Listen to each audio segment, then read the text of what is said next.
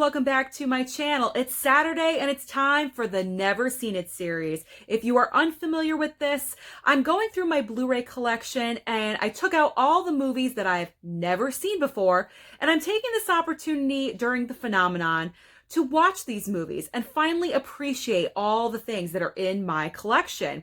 Also, if you're new, just do me the favor and hit the red subscribe down below, especially if you love movie news and Blu-ray trips and award season. You're not going to want to miss out on anything, and hit that like button. Very, very important. All right, so I got 3 movies, a little bit better than last week. I have to say, they're all kind of messed up in their own way. And like I said before, I never plan. There's never a theme or a recurring, oh, like all these movies go together. I never do that. They just happen to be that way. So let's start off with the first movie I watched this past week, Training Day. Now, Training Day is about Denzel Washington, who plays Alonzo, and Ethan Hawke, I forget his name,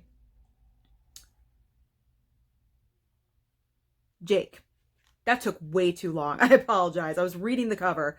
So Ethan Hawke plays Jake, and he is the rookie. He is wide-eyed and bushy-tailed. He wants to be the new person on the narcotics team, and Denzel is the head of the narcotics team. And you're thinking, yeah, Denzel, he knows what he's doing. He's a seasoned detective, and he's doing for the, the good of everyone. No. No, not at all. He is extremely corrupt.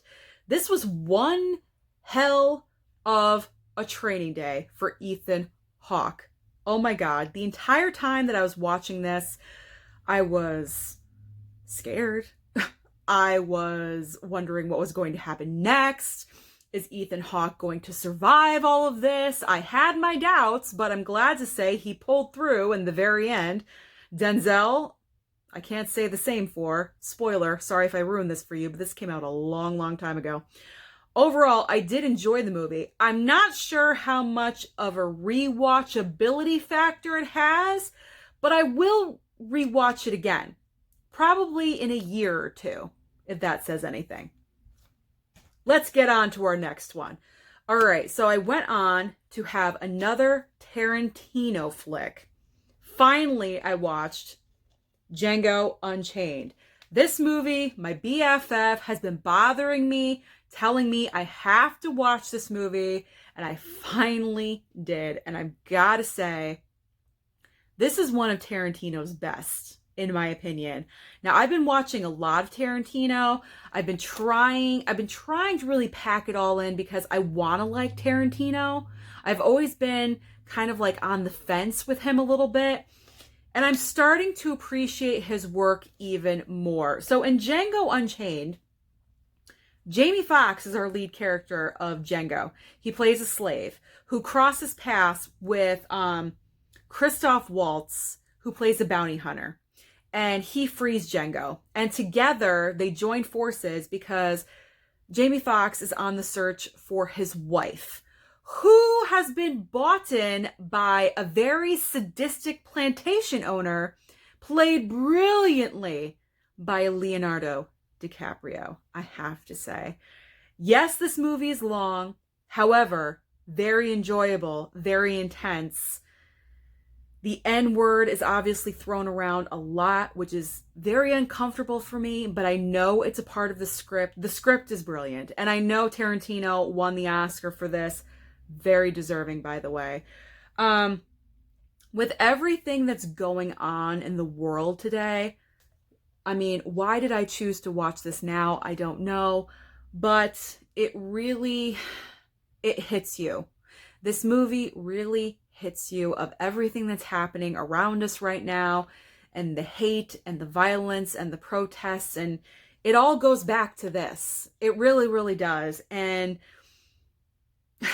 watching this, I hated it, but I enjoyed it at the same time. And that's a very confusing feeling to have, I must say.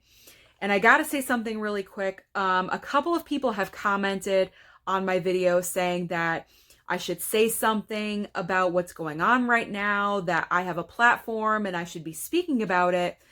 I don't necessarily think that my channel on YouTube is the place to say something. If you want to hear me say something, I'm going to say it right now. What happened to George Floyd was unforgivable. I am very happy all 4 of the cops are being charged, and I'm hoping that they get convicted. Enough is enough. That's all I'm going to say. Enough is enough, and violence is never not the answer, is never the answer.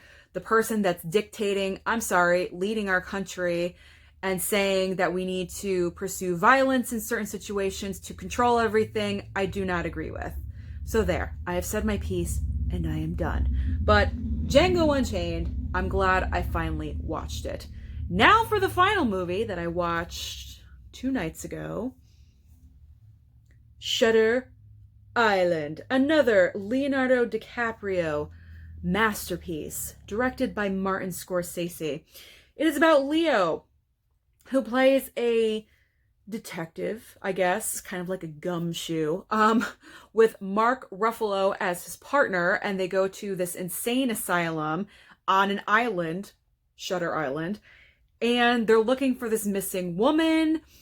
And you think you know everything that's happening, but you really don't know what's happening. And I have to say, I kind of knew something was amiss because of the way the dialogue was written. Some lines that were said were kind of like, what?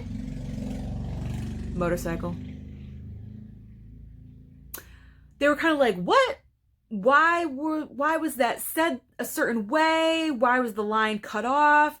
It was kind of odd to me at times, but then at the very end, it all made sense because, spoiler alert, if you've never seen Shutter Island, Leonardo DiCaprio, he's insane. He's a patient in the insane asylum. So it all comes full circle there. And I have to say, I enjoyed it, especially because it is Martin Scorsese. This is way outside his comfort zone of what he normally does. He's known for mob movies with Italians and everything, and this is way outside of his scope. So considering that I don't normally enjoy movies like this, I gave it a chance and I actually enjoyed it. So I'm happy I watched it. So those are the 3 movies that I watched this week. Tonight, I'm watching The Invisible Man to get ready for tomorrow, because tomorrow is the live Q&A of The Invisible Man. You're not going to want to miss it. Sunday night at 7 p.m. every single week, we discuss a movie on my channel. It's called Susan's Movie Club. Please come and join. Watch The Invisible Man if you have it or get it on demand. And join us at 7 o'clock to discuss the movie. Thank you so much, guys. Comment down below. Let me know what you watched this week. Don't forget to like and subscribe. And I'll see you next time.